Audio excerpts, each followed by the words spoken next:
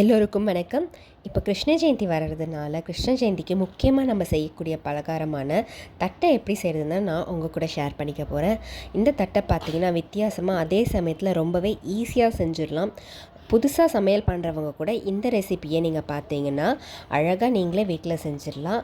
அதுக்கு இந்த வீடியோவை ஸ்கிப் பண்ணாமல் பாருங்கள். ஃபஸ்ட்டு இதுக்கு பார்த்திங்கன்னா ஒரு 2 கிலோ அளவுக்கு பச்சை அரிசி எடுத்திருக்கேன். இது நல்ல சாப்பாட்டு அரிசி இது மாதிரி எடுத்துக்கோங்க. இதை நல்லா கழுவி சுத்தம் பண்ணிக்கோங்க. ஒரு 2-3 வாட்டி கழுவிட்டு அது தண்ணியை ஊற்றிட்டு அதுக்கப்புறமா நல்ல தண்ணி ஊற்றி ஒரு 2 மணி நேரத்துலேருந்து 3 மணி நேரம் நல்லா ஊற வச்சுக்கோங்க. இப்போ பார்த்திங்கன்னா 2 மணி நேரம் நல்லா ஊறிடுச்சு. இதை நம்ம ஒரு துணியில் காய போட்டுக்க போகிறோம். நீங்கள் வீட்டுக்குள்ளேயே ஃபேன் காற்றுலேயே காய போட்டுக்கலாம். இந்த அரிசி பார்த்திங்கன்னா நல்லா காய விட்டுட்டு அதுக்கப்புறமா நம்ம மிஷினில் கொடுத்து அரைச்சிக்கலாம். இந்த மாவு நம்ம அரைச்சி நீங்கள் ஸ்டோர் பண்ணி கூட வச்சுக்கலாம், நல்லாயிருக்கும். இந்த மெத்தடில் நீங்கள் தட்டை செஞ்சிங்கன்னா தட்டையும் உங்களுக்கு நல்லா கிறிஸ்பியாக டேஸ்ட் சூப்பராக இருக்கும். இப்போ பார்த்திங்கன்னா இந்த அரிசியை நல்லா காய போட்டு எடுத்தாச்சு. அரிசியும் நல்லா காஞ்சிடுச்சு. இப்போ பாருங்கள் மிஷினில் கொடுத்து நம்ம அரைச்சிட்டு வந்துட்டோம். மிஷின்லேருந்து அரைச்சிட்டு வந்தோடனே இந்த மாதிரி ஒரு பேப்பர் போட்டு நல்லா ஆற வச்சுடுங்க. ஏன்னா அது சூடாக இருக்கும். ஆற வச்சதுக்கப்புறமா ஒரு கடாய் வச்சு இந்த மாவை நம்ம கொஞ்சம் கொஞ்சமாக போட்டு வறுத்து எடுத்து வச்சுக்க போகிறோம். ஏன்னா அரிசி ஊற போட்டு நம்ம அரைச்சதுனால இது சீக்கிரமாக கெட்டு போகிறதுக்கு வாய்ப்பு இருக்குது. அதனால் இந்த மாதிரி வறுத்து வச்சுக்கிட்டிங்கன்னா இதை நீங்கள் ரொம்ப நாள் ஸ்டோர் பண்ணி யூஸ் பண்ணுறதுக்கு நல்லாயிருக்கும். இந்த மாவு பார்த்திங்கன்னா வறுக்கிறதுக்கு முன்னாடி இந்த மாதிரி பிடிச்சா இந்த மாதிரி நல்லா கட்டியாக இருக்கும். நல்லா வறுத்ததுக்கு அப்புறமா பார்த்திங்கன்னா நல்லா உதிரி உதிரியாக ஆகிடும். இந்த மாவை எடுத்து இந்த மாதிரி கோலம் மாதிரி போட்டிங்கன்னா நல்லா இந்த மாதிரி அழகாக வரும். இந்த அளவுக்கு நம்ம வறுத்து நல்லா எடுத்து வச்சிட்டிங்கன்னா 1 மாதம் ஆனாலும் கெட்டு போகாமல் இருக்கும். இந்த மாவு நீங்கள் ஸ்டோர் பண்ணி வச்சுட்டு கொஞ்சம் கொஞ்சமாக கூட செஞ்சுக்கலாம். இப்போ இதே மாதிரி எல்லா மாவையுமே வறுத்து வச்சுக்கலாம். வறுத்துட்டு இந்த மாதிரி ஒரு பாத்திரத்தில் கொட்டி வச்சுக்கோங்க. கொட்டிட்டு நல்லா ஆற வச்சு அதுக்கப்புறமா ஸ்டோர் பண்ணுங்கள். அப்போ தான் மாவு நல்லாயிருக்கும். இப்போ பார்த்திங்கன்னா நம்ம எல்லா மாவையும் வறுத்தாச்சு. வறுத்துட்டு நம்ம எடுத்து வச்சிட்டோம். இப்போ இந்த மாவு பார்த்திங்கன்னா கொஞ்சமாக நம்ம ஜலிச்சிக்கணும். எப்போவுமே எந்த பலகாரம் செய்யறதா இருந்தாலும் மாவை நம்ம ஜலிச்சுட்டு செஞ்சால் தான் அந்த பலகாரம் நல்லாயிருக்கும். ஸோ அதனால் வறுத்த பிறகு இந்த மாவை நம்ம நல்லா ஜலிச்சிக்க போகிறோம். பார்த்திங்கன்னா உங்களுக்கே தெரியும் எவ்வளோ குருணையாக மேலே அரிசி நிற்குதுன்னு சொல்லிட்டு. அதனால் நம்ம வறுத்துட்டு இந்த மாதிரி நல்லா ஆற வச்சுட்டு ஜலிச்சிக்கோங்க. இப்போ இந்த மாவு நல்லா நம்ம ப்ராசஸ் பண்ணி முடிச்சிட்டோம். இப்போ இதுக்கு தேவையான அளவுக்கு பார்த்திங்கன்னா நம்ம உளுந்து எடுத்துக்கலாம். ஒரு 4 டேபிள் ஸ்பூன் அளவுக்கு உளுந்து எடுத்து நல்லா செவக்க வறுத்துக்கோங்க. இந்த உளுந்து சேர்க்கும் போது தட்டை சாப்பிட்றதுக்கு நல்லா கரகரப்பாக கிறிஸ்பியாக இருக்கும். ஸோ அதனால் இந்த உளுந்து ஒரு 4 டேபிள் ஸ்பூன் எடுத்து இந்த மாதிரி வறுத்துட்டு ஒரு தட்டில் கொட்டி நல்லா ஆற வச்சுக்கலாம். இது கூடவே பார்த்திங்கன்னா ஒரு 2 கைப்பிடி அளவுக்கு உடச்சக்கடலை எடுத்துக்கோங்க. பொட்டுக்கடலைன்னு சொல்லுவோம் இல்லையா, அதை எடுத்து நல்லா வறுத்துக்கோங்க.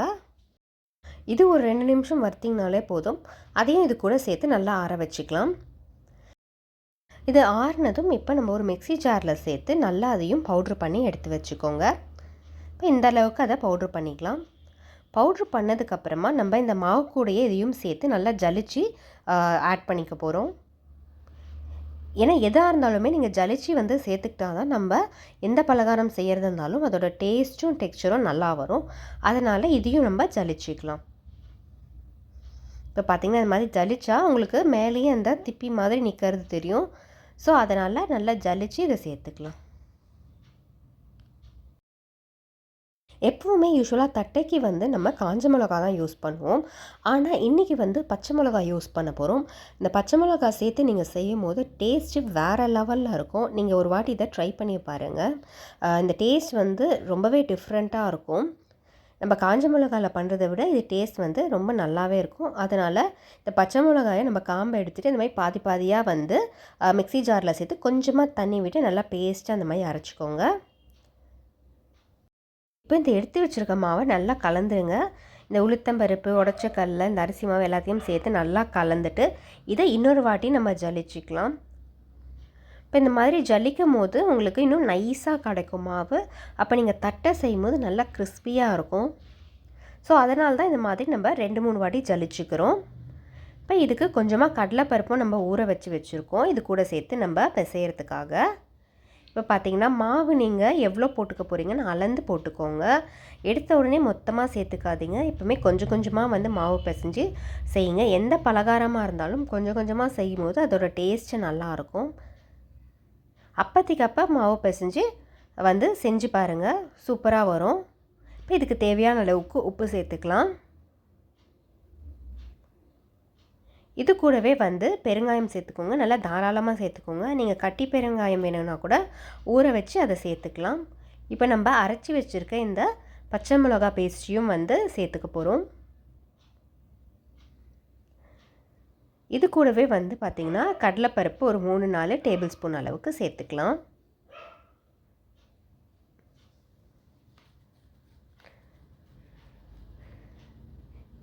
இப்போ இது எல்லாத்தையும் சேர்த்துட்டு நல்லா மிக்ஸ் பண்ணிக்க போகிறோம். ஃபைனலாக ஒரு 2 டேபிள் ஸ்பூன் அளவுக்கு நெய் சேர்த்துக்கோங்க, இல்லை வெண்ணெய் கூட சேர்த்துக்கலாம். நல்லா சாஃப்டாக கிறிஸ்பியாக வரும். லாஸ்ட்டில் கொஞ்சமாக கருவேப்பிலை சேர்த்து நல்லா பிசைஞ்சிக்கோங்க.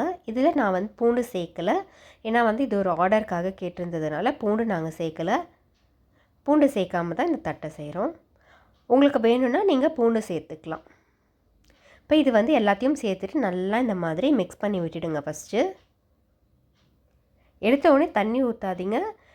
அதுக்கு தேவையான இன்க்ரீடியன்ட்ஸ் எல்லாமே சேர்த்ததுக்கப்புறமா கொஞ்சம் கொஞ்சமாக தண்ணி சேர்த்து நம்ம பிசைஞ்சிக்கலாம். இந்த பச்சை மிளகா அரைச்சோம் இல்லையா, அந்த மிக்ஸி ஜாரே கொஞ்சம் கழுவி சேர்த்துக்கோங்க. அந்த தண்ணியும் வேஸ்ட் பண்ண வேண்டாம். இப்போ இதே மாதிரி கொஞ்சம் கொஞ்சமாக தண்ணி சேர்த்து நல்லா பிசைஞ்சிக்கோங்க. இது வந்து நல்ல ஒரு சப்பாத்தி மாவு பதத்துக்கு நம்ம பிசைஞ்சிக்க போகிறோம். மாவு பார்த்திங்கன்னா நல்லா சாஃப்டாக இருக்கணும், அந்த அளவுக்கு பிசைஞ்சிக்கலாம். இந்த தட்டை செய்கிறது பார்த்திங்கன்னா ரொம்பவே ஈஸியான ஒரு வேலை தான். கொஞ்சம் பொறுமையும் இதில் இன்ட்ரெஸ்ட்டும் இருந்தால் போதும், நீங்கள் ஈஸியாக செஞ்சிடலாம். மாவு மட்டும் நீங்கள் ரெடி பண்ணி வச்சுக்கிட்டிங்கன்னா எப்போ வேணாலும் அந்த மாதிரி போட்டு நீங்கள் செஞ்சுக்கலாம். ஃபஸ்ட்டு பிகினர்ஸாக இருக்கவங்க கொஞ்சம் கொஞ்சமாக வந்து செஞ்சு பழகுங்க. மாவு எப்போவுமே வச்சுக்கோங்க. சப்போஸ் உங்களுக்கு எக்ஸ்ட்ரா இதில் தண்ணி ஆயிடுச்சுன்னா கூட கவலைப்பட வேண்டாம், கூட கொஞ்சமாக மாவு சேர்த்து பிசைஞ்சிக்கோங்க. இந்த மாதிரி ஆல்ட்ரனேஷனுக்காக நம்ம மாவு எப்போவுமே வந்து கூட வச்சுக்கணும். ஸோ அதுக்காக தான் வந்து கொஞ்சமாக போட்டு செய்ய சொல்கிறது. இப்போ பார்த்திங்கன்னா மாவு நல்லா திரண்டு பாத்திரத்தில் ஒட்டாமல் எப்படி வந்துருச்சு பாருங்கள். இந்த அளவுக்கு நம்ம இந்த மாவை நம்ம பிசைஞ்சிக்கணும். இப்போ பார்த்திங்கன்னா உங்களுக்கே தெரியும், மாவு நல்லா சாஃப்டாக பிசைஞ்சாச்சு. இப்போ இந்த மாதிரி நம்ம சின்ன சின்ன உருண்டைங்களாக பிடிச்சிக்கலாம். உங்களுக்கு எந்த அளவுக்கு வேணுமோ அந்த அளவுக்கு உருண்டைங்களாக நீங்கள் எடுத்துக்கோங்க. இது நீங்கள் இந்த மாவு பிசைஞ்ச உடனே கூட செய்யலாம், ஊற வைக்கணும்லாம் ஒன்றும் அவசியம் இல்லை. இப்போ நீங்கள் எந்த சைஸ் தட்டை போட போகிறீங்களோ அந்த சைஸ் அளவுக்கு இந்த மாதிரி சின்ன சின்ன பாலாக எடுத்து ஃபஸ்ட்டு வச்சுக்கோங்க. அப்போ தான் உங்களுக்கு தட்டை செய்யும்போது ஈஸியாக இருக்கும். இப்போ பார்த்திங்கன்னா இந்த அளவுக்கு ஒரு லெமன் சைஸ் அளவுக்கு இன்றைக்கி எடுத்து வச்சுருக்கோம். இந்த மாதிரி பிசைஞ்ச மாவை எல்லாத்தையுமே வந்து உருண்டைகளாக பிடிச்சி வச்சுட்டிங்கன்னா நம்ம தட்டை செய்யும்போது ஈஸியாக செஞ்சிடலாம், ஃபாஸ்ட்டாகவும் செஞ்சிடலாம். இதுக்கு பார்த்திங்கன்னா ஒரு பிளாஸ்டிக் பேப்பர் எடுத்துக்கோங்க, இல்லைனா வாழை கூட நீங்கள் யூஸ் பண்ணிக்கலாம்.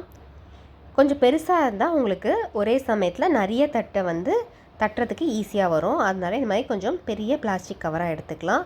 அதில் கொஞ்சமாக எண்ணெய் தடவி நல்லா ஸ்ப்ரெட் பண்ணி வச்சுக்கோங்க. அதுக்கு மேலே வந்து சின்னதாக ஒரு பிளாஸ்டிக் கவர் எடுத்துக்கோங்க, அதுலேயுமே வந்து எண்ணெய் தடவி வச்சுக்கோங்க. இப்போ நம்ம உருட்டி வச்சுருக்க மாவை வந்து ஒன்று ஒன்றா வந்து லைனாக வச்சுக்கலாம். இப்போ இந்த மாதிரி நீங்கள் லைனாக வச்சுடுங்க. இப்போ எண்ணெய் தடவுறதுனால அதில் நமக்கு ஒட்டாமல் வரும். அந்த பேப்பரில் எவ்வளோ உங்களுக்கு மாவு வைக்க முடியுமோ அந்த அளவுக்கு வச்சுக்கலாம். இப்போ இந்த கேப்பில் ஒரு கடாய் வச்சுட்டு எண்ணெய் ஊற்றி வச்சுருங்க. அதுக்குள்ளே எண்ணெயும் காஞ்சிரும். இப்போ பார்த்திங்கன்னா நம்ம எடுத்து வச்சுருக்க இன்னொரு பிளாஸ்டிக் பேப்பரை அந்த உருண்டை மேலே வச்சு இந்த மாதிரி ஃப்ளாட்டாக ஒரு கிண்ணம் வச்சுக்கோங்க. வச்சுட்டு அதில் மேலே ஒரே ஒரு ப்ரெஸ் லைட்டாக கொடுங்க, ரொம்ப அழுத்தி கொடுக்கக்கூடாது. லேசாக இந்த மாதிரி ப்ரெஸ் பண்ணிங்கன்னா அழகாக ரவுண்டாக வந்துருச்சு பாருங்கள். அவ்வளோதான், நீங்கள் கையிலலாம் தட்டணுன்னு அவசியமே கிடையாது. இந்த மாதிரி ஒரு ஃப்ளாட்டான ஒரு கிண்ணம் மட்டும் எடுத்துக்கோங்க. இப்போ இதே மாதிரி எல்லாத்தையுமே வந்து ப்ரெஸ் பண்ணி வச்சுக்கலாம். பார்த்திங்களா எவ்வளோ ஈஸியாக வந்துருச்சுன்ட்டு. நீங்கள் அட் அ டைமில் வந்து ஒரு 10 தட்டை கூட இந்த மாதிரி வந்து செஞ்சு வச்சுக்கலாம். டக்கு டக்குன்னு எண்ணெய் காஞ்ச உடனே போட்டு எடுக்கிறதுக்கு நமக்கு ஈஸியாக இருக்கும். இது தட்டினதுக்கு அப்புறமா இந்த மாதிரி ஃபோர்க்கை வச்சு லைட்டாக இந்த மாதிரி கொத்தி விட்டுருங்க. அப்போ தான் வந்து இது உப்மாமல் நல்லா ஃப்ளாட்டாக இருக்கும். இந்த மாதிரி சின்ன சின்ன டிப்ஸ் எல்லாம் வந்து நம்ம ஃபாலோ பண்ணி செய்யும் போது நம்ம செய்கிற பலகாரம் நல்லாவே வரும். ஃபோர்க் வச்சு எல்லா தட்டுங்களுமே லேசாக நம்ம இந்த மாதிரி ஹோல்ஸ் போட்டு வச்சாச்சு. இப்போ எண்ணெயும் பார்த்திங்கன்னா நல்லா காஞ்சிடுச்சு. இப்போ நம்ம ஒரு ஒரு தட்டையாக அதில் போட்டுக்கலாம். நீங்கள் ஒரே சமயத்தில் எவ்வளோ பிடிக்குதோ அவ்வளோ போடலாம். உங்கள் கடாய் சைஸுக்கு ஏற்ற மாதிரி நீங்கள் போட்டுக்கோங்க. இது வந்து ஒன்றோட ஒன்று ஒட்டவே ஒட்டாது, தனித்தனியாக தான் வரும். இப்போ பார்த்திங்கன்னா நான் ஒரே சமயத்தில் 6-7 தட்டை போடுறேன். போட்டுட்டு அதை உடனே டிஸ்டர்ப் பண்ணாதீங்க. ஒரு 2 நிமிஷம் கழித்து லேசாக வந்து கரண்டியை வச்சு இந்த மாதிரி திருப்பி விடுங்க. பாருங்கள், தனித்தனியாக தான் இருக்குது, ஒட்டாமல். ஸோ அதனால் நீங்கள் பயப்படாமல் போடலாம். இப்போ லேசாக மட்டும் நீங்கள் திருப்பி விடுங்க. இந்த பலகாரம் செய்கிறதுக்கு பார்த்திங்கன்னா ரொம்பவே பொறுமை ரொம்ப முக்கியம். இது வந்து மீடியம் ஃப்ளேமில் வச்சு தான் செய்யணும், ஹை ஃப்ளேமில் வைக்கக்கூடாது. ஹை ஃப்ளேமில் வச்சிங்கன்னா மேலே வந்து தீஞ்சா மாதிரி ஆகிடும், அதுக்கப்புறம் உள்ளே வேகாது. ஸோ அதனால் மீடியம் ஃப்ளேமில் வச்சு ஒரு 5 நிமிஷத்துக்கு நம்ம இந்த மாதிரி திருப்பி திருப்பி விட்டு நல்லா வந்து பொரிச்சு எடுக்க போகிறோம். இந்த தட்டை பார்த்திங்கன்னா நல்லா வந்து கலர் சேஞ்ச் ஆகி வரும், உங்களுக்கே தெரியும். இது வந்து லைட்டு ப்ரௌன் கலராக ஆகி வரும். அப்போ வந்து நம்ம அதை வெளியில் எடுத்துடலாம். அது வரைக்கும் இந்த மாதிரி திருப்பி திருப்பி விட்டு வேக வச்சு எடுத்துப்போம் 2 பக்கமும்.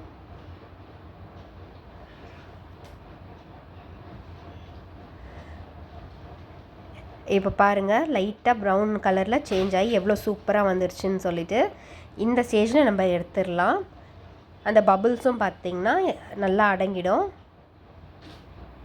இப்போ இதை எடுத்து தனியாக ஒரு தட்டில் வச்சுக்கலாம். அவ்வளோதான், சூப்பரான தட்டை ரெடி ஆயாச்சு. இந்த கிருஷ்ண ஜெயந்திக்கு நீங்களே வீட்டில் தட்டை செய்யுங்க. இதே மாதிரி நிறைய ரெசிபீஸ் நான் உங்கள் கூட ஷேர் பண்ணிக்கிறேன். இந்த தட்டை எந்த அளவுக்கு சூப்பராக வந்திருக்குன்னு பாருங்கள். அதோட டெக்ஸ்சர், கலர் எல்லாமே வந்து நல்லா வந்திருக்கு. பிகினர்ஸ் கூட ஈஸியாக செஞ்சு பார்த்துட்டு எப்படி இருக்குன்னு சொல்லுங்கள். நல்லா கிறிஸ்பியாக சூப்பராக வந்தது. உங்களுக்கு இந்த வீடியோ பிடிச்சிருக்கோன்னு நினைக்கிறேன். உங்களுக்கு இந்த வீடியோ பிடிச்சிருந்ததுன்னா ப்ளீஸ் லைக் பண்ணுங்கள், ஷேர் பண்ணுங்கள், கமெண்ட் பண்ணுங்கள். மறக்காமல் சப்ஸ்கிரைப் பண்ணிவிடுங்க. தேங்க்யூ.